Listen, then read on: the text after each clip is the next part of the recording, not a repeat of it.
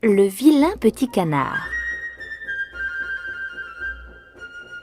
Il était une fois une maman cane très gentille, mais pas très maligne, qui venait de pondre des œufs.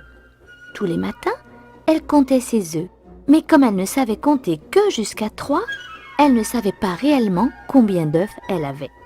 Voyons. 1, 2, 3 et 3. Oh, j'ai 3 œufs. En réalité, elle en avait 4.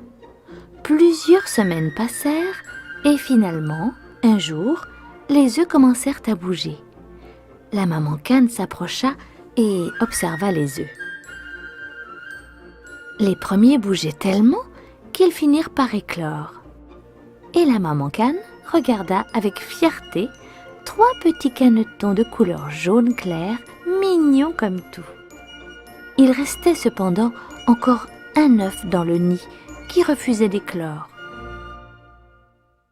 Plusieurs jours passèrent avant que finalement l'œuf se cassa en 2 et alors apparut un gros caneton de couleur marron.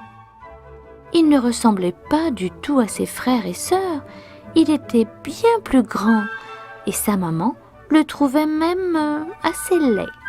Mais c'était son petit et elle l'aimait autant que ses autres petits canetons.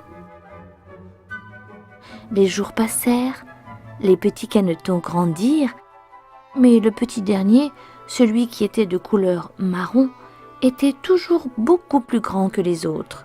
Dans la ferme, on commença à se moquer de lui. Et cela le rendit triste. Heureusement que sa maman lui donnait beaucoup d'amour. Oh là là, qu'est-ce qu'il est laid, ce caneton! Cela suffit. Laissez-le tranquille à la fin, ou je vais me fâcher. Le vilain petit canard n'avait pas d'amis et restait souvent seul, dans son coin. Il passait son temps à se promener dans la campagne autour de la ferme. Ce qu'il aimait le plus, c'était s'isoler dans un coin et admirer ces grands oiseaux blancs et magnifiques que l'on appelle des cygnes. Puis arriva un jour important dans la vie des canards. C'était le jour où les mamans canes doivent présenter leurs canetons pour la première fois à la grande mare aux canards. Elle vérifia qu'ils soient tous présentables, car tous les canards des environs seront là et il fallait faire une bonne impression. C'était l'événement de l'été. Pour cette présentation, la maman cane avait appris à ses petits à nager en file indienne derrière elle. La famille se dirigea vers la mare et trouva un petit banc de sable caché derrière des roseaux pour pénétrer dans l'eau. Vous êtes prêts, les petits? Oui, maman! Alors attention, en file indienne, en avant. La petite troupe entra dans l'eau et partit en direction des autres canards qui pataugeaient de l'autre côté de la mare. En arrivant devant les autres canards, la maman, toute fière, entendit des exclamations admiratives. Oh, qui sont mignons, qui nagent bien en file indienne. Soudain, les cris admiratifs se transformèrent en rires moqueurs. Le vilain petit canard, qui était le dernier de la file, faisait son apparition. Oh, qu'il est laid celui-là. Mais d'où vient-il? On dirait une poule. Quel drôle de petit laidron. Laidron. La maman se mit en colère, mais ne put rien dire, car tous ces canards de la région étaient ses amis, et elle ne voulait pas se fâcher avec eux. Plus tard, après la présentation, elle s'adressa au vilain petit canard. Ne les écoute pas, ils sont méchants. Tu es un de mes petits canetons et je t'aimerai toujours autant que les autres. Là. Mais le petit canard ne la crut pas. Il était triste, car sa maman n'avait rien dit quand les autres canards se moquaient de lui. Il en était désespéré, car en plus, il n'avait pas d'autres amis à la ferme. Il partit se mettre à l'écart près de la mare et regarda le ciel. Soudain, il vit un groupe de cygnes blancs voler au-dessus des nuages. Oh, qu'est-ce qu'ils étaient beaux! Ah, si seulement je pouvais être comme eux, Il se dit à lui-même. si beau et volant si loin dans le ciel. L'automne était là, et les arbres perdaient leurs feuilles. Il faisait froid, et tous les animaux de la ferme restaient au chaud.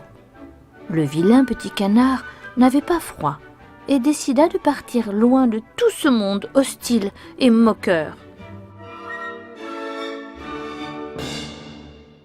Il marcha des heures et découvrit de nouvelles contrées. Soudain, il entendit un bruit effrayant. Ah, c'étaient des chasseurs. Et ils avaient des chiens. Ah, il se cacha dans les roseaux d'une mare et attendit. Un gros chien s'approcha de lui et le renifla. Allez, mon chien, cherche, trouve le canard. Je suis perdu. Oh, j'aurais dû rester à la ferme avec ma maman. Mais le chien soudain flaira une nouvelle piste et disparut. Ça alors, je suis tellement laid que même le chien n'a pas voulu de moi. Peu après, un groupe de canards s'envola et les chasseurs tirèrent. Le vilain petit canard décida de rentrer à la ferme, car sa maman devait être inquiète.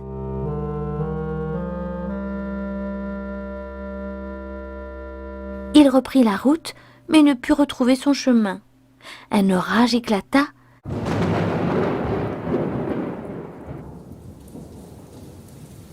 Et il trouva refuge dans une étable. Il se coucha dans la paille et s'endormit.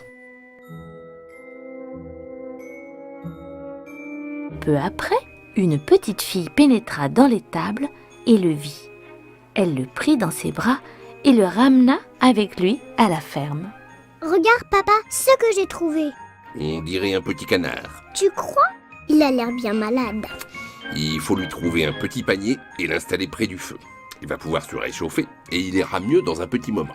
Et le petit canard, pour la première fois, découvrit que des gens pouvaient être aimables et gentils. Il passa l'hiver dans cette ferme, bien au chaud, avec cette famille pleine de bonnes intentions. T'as vu, papa? Il va beaucoup mieux, mon petit canard. Et c'est parce que tu le soignes bien, ma chérie. Oh, il a bien de la chance d'être tombé sur toi. Le printemps fit son apparition avec ses fleurs et ses chants d'oiseaux. La mamie de la petite fille, une vieille dame pas toujours très gentille, rendit visite à sa famille. La petite fille voulut absolument lui montrer son petit canard. Regarde, mamie, ce que j'ai trouvé. Mais qu'est-ce que c'est? Mais tu ne vois pas? C'est un petit canard. Oh, ça ne peut pas être un canard. Il est bien trop gros. En entendant ces mots, le petit canard devint tout triste, puis se mit en colère. Puisque c'est comme ça, je m'en vais. Et notre petit canard partit sur la route, triste d'avoir perdu ses nouveaux amis. Il marcha longtemps, et puis se retrouva près de la ferme où il était né. Il vit même au loin sa maman avec ses frères et sœurs qui pataugeaient dans la mare. Comme il ne voulait pas qu'on le voie, il se cacha parmi les roseaux de la mare, quand, soudain, il vit le groupe de cygnes qui étaient de retour de leur long voyage vers le sud. Ils se baignaient juste à côté de lui. L'un d'eux s'approcha et lui dit « Bonjour toi, que fais-tu là tout seul? Viens avec nous. » Mais je ne comprends pas. Vous voulez que j'aille avec vous? Bien sûr, tu ne vas pas rester tout seul comme ça. Allez, viens. Le petit canard ne comprenait pas. Il recula et sortit de l'eau. Il regarda les cygnes, tout blancs et tellement majestueux, qui pataugeaient avec grâce dans la mare. Puis il baissa la tête et vit son reflet dans l'eau. Oh! Il eut une énorme surprise, car il était devenu tout blanc et majestueux lui aussi. Je suis donc un cygne? Ça alors, ça alors. Évidemment. Et ta place est avec nous. Le vilain petit canard comprit tout en un instant et se dirigea vers ses semblables, les autres cygnes. Attendez-moi, j'arrive. Et le gentil petit canard, le gentil petit cygne, vécut heureux avec ses nouveaux amis et devint beau et gracieux comme eux, faisant l'admiration de tous les petits canards de la terre.